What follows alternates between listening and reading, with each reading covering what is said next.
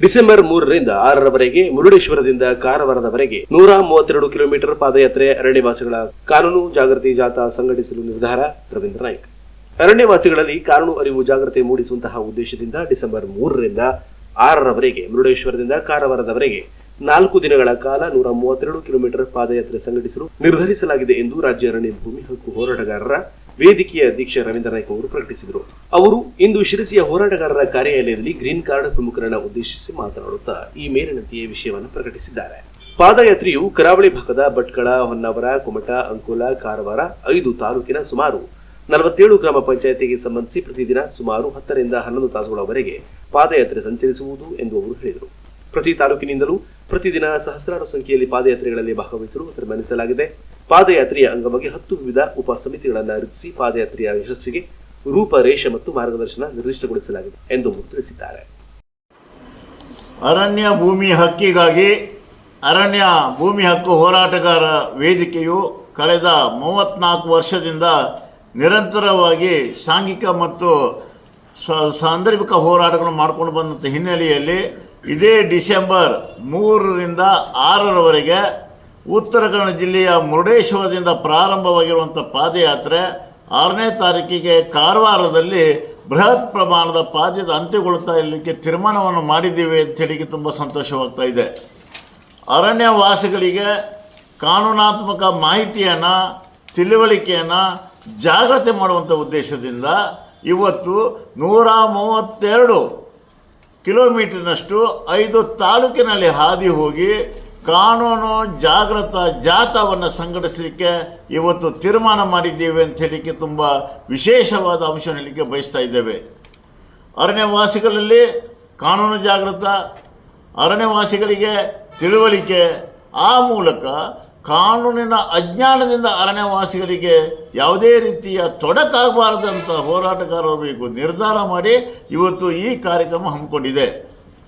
3ನೇ ತಾರೀಕು ಡಿಸೆಂಬರ್ ಭಟ್ಕಳ ತಾಲೂಕಿನ ಮುರುಡೇಶ್ವರದಿಂದ ಪ್ರಾರಂಭವಾದಂಥ ಪಾದಯಾತ್ರೆ ಅಂದು ಮಧ್ಯಾಹ್ನ 3 ಗಂಟೆಗೆ ಹೊನ್ನಾವರನ ಪ್ರವೇಶ ಮಾಡಿ ಹೊನ್ನಾವರದಲ್ಲಿ ವಾಸ್ತವ್ಯ ಮಾಡ್ತದೆ ಪಾದಯಾತ್ರೆಯ ಅರಣ್ಯವಾಸಿಗಳು.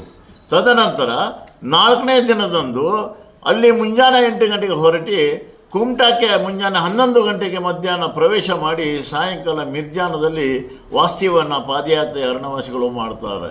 3ನೇ ದಿನ ಅಲ್ಲಿ 5ನೇ ತಾರೀಕಿಗೆ ಹೊರಟಂಥ ಪಾದಯಾತ್ರೆ ಅಂಕೋಲಕ್ಕೆ ಮಧ್ಯಾಹ್ನ 3 ಗಂಟೆಗೆ ಪ್ರವೇಶ ಮಾಡಿ ರಾತ್ರಿ 6 ಗಂಟೆಗೆ ಅವಾಸಾದಲ್ಲಿ ಅದು ವಾಸ್ತವ್ಯವನ್ನು ಮಾಡ್ತದೆ.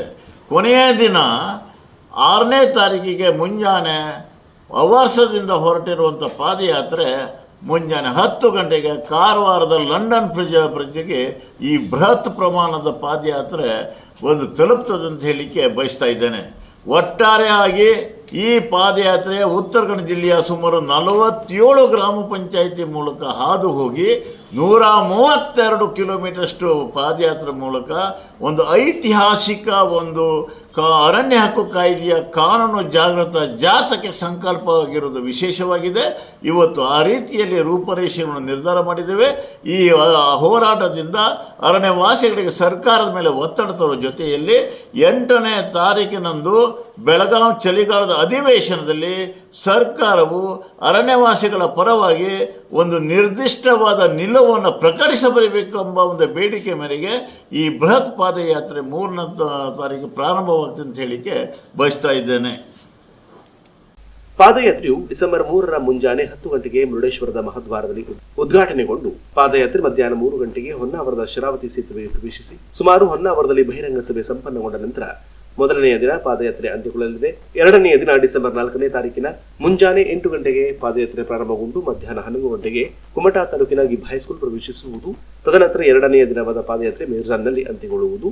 2ನೇ ದಿನದ ಪಾದಯಾತ್ರೆಯು ಮಿರ್ಜಾನ್ನಿಂದ ಸಾಗಿ ಮಧ್ಯಾಹ್ನ 3 ಗಂಟೆಗೆ ಅಂಕೋಲಾದ ಹೊನ್ನಾರಕ ದೇವಸ್ಥಾನ ಸರ್ಕಲ್ ಪ್ರವೇಶಿಸುವುದು. ಅಲ್ಲಿಂದ ಸಾಗಿದ ಪಾದಯಾತ್ರೆಯು ಅವರ್ಸಾದವರೆಗೆ ಪೂರ್ಣಗೊಳ್ಳುವುದು. ಕೊನೆಯ ದಿನದ ಪಾದಯಾತ್ರೆಯು ಅವರ್ಸಾದಿಂದ ಮುಂಜಾನೆ 4 ಗಂಟೆಗೆ ಪ್ರಾರಂಭಗೊಂಡು ಲಂಡನ್ ಬ್ರಿಡ್ಜ್ಗೆ ಮುಂಜಾನೆ 10 ಗಂಟೆಗೆ ತಲುಪುವುದೆಂದು ಅವರು ಚರ್ಚೆಯ ಸಂದರ್ಭದಲ್ಲಿ ಪಾದಯಾತ್ರೆಯ ಸಂಚಾರಿ ಮಾರ್ಗವನ್ನು ಪ್ರಸ್ತುತಪಡಿಸಿದರು. ವಂಚಿತರಾಗದಂತೆ ಜಾಗೃತಿ. ಕಾನೂನಿನ ಜ್ಞಾನದ ಕೊರತೆಯಿಂದ ಅರಣ್ಯವಾಸಿಗಳು ಭೂಮಿ ಹಕ್ಕಿನಿಂದ ವಂಚಿತರಾಗದಂತೆ ಹೋರಾಟಗಾರರ ವೇದಿಕೆಯು ಜಾಗೃತಗೊಳ್ಳುವುದು. ಕಾನೂನು ಅರಣ್ಯವಾಸಿಗಳ ಪರ ವಿರುದ್ಧದಿಂದ ಕಾನೂನು ಮತ್ತು ತಿಳುವಳಿಕೆ ಅರಿವು ಅರಣ್ಯವಾಸಿಗಳಲ್ಲಿ ಮೂಡಿಸಲಾಗುವುದು ಎಂದು ಅಧ್ಯಕ್ಷರಾದಂತಹ ರವೀಂದ್ರ ನಾಯ್ಕ್ ಅವರು ತಿಳಿಸಿದರು. ನಿಮಗೆ ಕೊಂಚ ಬದಲಾವಣೆ ಬೇಕಾ? ಹಾಗೆ ಸ್ವಲ್ಪ ಮನಸ್ಸಿಗೆ ಖುಷಿ ಬೇಕಾ? ಹಾಗಿದ್ರೆ ಮನಸ್ಸಿಗೆ ಖುಷಿ, ನಾಲಿಗೆಗೆ ರುಚಿ ಎರಡೂ ಸಿಗೋ ಒಂದೇ ಸ್ಥಳ ಇದೆ, ಅದು ಕೂಡ ನಮ್ಮ ಕುಮಟಾದಲ್ಲಿಯೇ. Dosti hip hop cafe. Day time ಅಲ್ಲಿ ಇದು ಕಪ್ಪು ಗ್ಲಾಸಿನ ಕಟ್ಟಡದಂತೆ ಕಾಣಿಸ್ತಿದ್ರೆ ಈಗಾಗಲೇ ಸಖತ್ ಹೆಸರು ಮಾಡಿದೆ. ಸುಮ್ಮನೆ ಅಲ್ಲ ರೀ, ತಾನು ಕೊಡುವ ಸೇವೆ ಜೊತೆಗೆ ಶುಚಿ ಹಾಗೂ ರುಚಿಯಿಂದ ಮಾಡೋ ತಿನಿಸುಗಳಿಗೆ. ಹಗಲಲ್ಲಿ ಈ ತರ ಕಾಣೋ ದೋಸ್ತಿ ಹಿಪ್ ಹಾಪ್ ಕೆಫೆ ಸಂಜೆ ಆಗ್ತಿದ್ದಂತೆ ಹೇಗೆ ಜಗಮಗಿಸುತ್ತೇವೆ. ಇದಕ್ಕೇನೆ ಅರ್ಧ ಮನಸ್ಸು ಖುಷಿಯಾಗುತ್ತೆ ಅಂತಾದ್ರೆ ಇನ್ನು ಒಳಗೆ ಹೋಗಿ ಜಾಲಿಯಾಗಿ ಕುಳಿತು ಮೆನ್ಯೂ ನೋಡಿ ಇಷ್ಟ ಬಂದಿದ್ದನ್ನ ಆರ್ಡರ್ ಮಾಡಿ ಕೂಲ್ ಆಗಿ ಸವಿಯುವಾಗ ಸಿಗುತ್ತಲ್ಲ ಆ ಆನಂದ ಇನ್ನೆಲ್ಲೂ ಸಿಗಲ್ಲ. ಅಂದಾಜು 100ಕ್ಕೂ ಹೆಚ್ಚು ವೆರೈಟಿ ಇಲ್ಲಿ ನಿಮ್ಮನ್ನ ಖುಷಿ ಪಡಿಸೋಕೆ ಕಾಯ್ತಾ ಇದೆ. ಕುಡಿಯೋಕೆ ಹಲವಾರು ಜ್ಯೂಸ್, ತಿನ್ನೋಕೆ ಹಲವಾರು ice cream, pizza, vada pav, Maggi, noodles, Manchurian, burger, sandwich, French fries, pasta, fried rice, tea, coffee, lassi, milk shake, mocktails ಹಾಗೂ ನಿಮ್ಮ ಮನಸ್ಸು ಹಾಗೂ ಉದರವನ್ನ ತಂಪಾಗಿಸಲು ice cream. Dosti special gadbad ice cream, rose falooda, royal falooda, fruit salad with ice cream, scoops ಗಳಲ್ಲಿ vanilla, butter scotch, strawberry, pista, mango, pineapple, chocolate, black currant, mango pista, butter scotch ಇದೆ. ಹಾಗೂ special combo ಕೂಡ ಇದೆ. ಕಾಂಬೋಗಳಲ್ಲಿ 2 ತರದ ಕಾಂಬೋಗಳಿವೆ. ಇವೆಲ್ಲವೂ ನಿಮ್ಮ ಮನಸ್ಸನ್ನ ಮುದುಗೂಡಿಸುತ್ತೆ. ಆಧುನಿಕ ಶೈಲಿಯ ಇದರ ಸೌಂದರ್ಯ, ಜಗಮಗಿಸುವ ಆಕರ್ಷಕ ಲೈಟ್ಸ್, ನೀಟಾಗಿ ಇಟ್ಟ ಟೇಬಲ್ಸ್, ಸುತ್ತ ನೋಡಿದರೂ ಮತ್ತೆ ಮತ್ತೆ ನೋಡಬೇಕು ಅನ್ನಿಸೋ ವಾಲ್ಗಳ ಮೇಲಿರೋ ಆರ್ಟ್ ಕೇವಲ ಚಂದಕ್ಕೆ ಮಾತ್ರ ಅಲ್ಲ. ಇಲ್ಲಿ ಸಿಗೋ ಪ್ರತಿ ಆಹಾರವು ನಿಮ್ಮ ಮನಸ್ಸಿಗೆ ಆಹ್ಲಾದ ನೀಡೋದರಲ್ಲಿ ಅನುಮಾನವೇ ಇಲ್ಲ. ಆಕರ್ಷಕ ಕಟ್ಟಡ, ಗುಣಮಟ್ಟದ ಸೇವೆ, ನಾಲಿಗೆಗೆ ಹಿತ ನೀಡುವ ರುಚಿ, ಮನಸ್ಸಿಗೆ ಮುದ ನೀಡುವ ವಾತಾವರಣ ಇವೆಲ್ಲ ನಿಮ್ಮನ್ನ ಖಂಡಿತ ಕಳೆದು ಹೋಗುವಂತೆ ಮಾಡುತ್ತೆ. ಇಲ್ಲಿಯ ಸ್ವಾದದ ಪರಿಚಯ ಉತ್ತರ ಕನ್ನಡ ಜಿಲ್ಲೆ ಮಾತ್ರ ಅಲ್ಲ, ದೇಶೀಯ ಗ್ರಾಹಕರ ಜೊತೆಗೆ ವಿದೇಶಿ ಗ್ರಾಹಕರನ್ನು ತನ್ನತ್ತ ಸೆಳೆದುಕೊಂಡಿದೆ ಅಂದ್ರೆ ತಮಾಷೆ ಅಲ್ಲ. ಒಮ್ಮೆ ನೀವು ಬನ್ನಿ, ಸವಿಯಾದ ಆಹಾರವನ್ನ ಸವಿಯಿರಿ, ಆಮೇಲೆ ನೀವೇ ನಿಮ್ಮ ವರ್ಣ ಕರೆ ತರ್ತೀರಾ ಇಲ್ಲಿ ಟ್ರೀಟ್ ಕೊಡಿಸೋಕೆ. ವಿಶೇಷವಾಗಿ ನಮ್ಮಲ್ಲಿ ನಿಮಗಾಗಿ ಪಾರ್ಸಲ್ ವ್ಯವಸ್ಥೆ ಕೂಡ ಲಭ್ಯವಿದೆ. ನೀವು ನಿಮ್ಮ ಸ್ನೇಹಿತರು ಹಾಗೂ ಕುಟುಂಬಸ್ಥರೊಂದಿಗೆ ಒಮ್ಮೆ ಭೇಟಿ ಕೊಡಿ.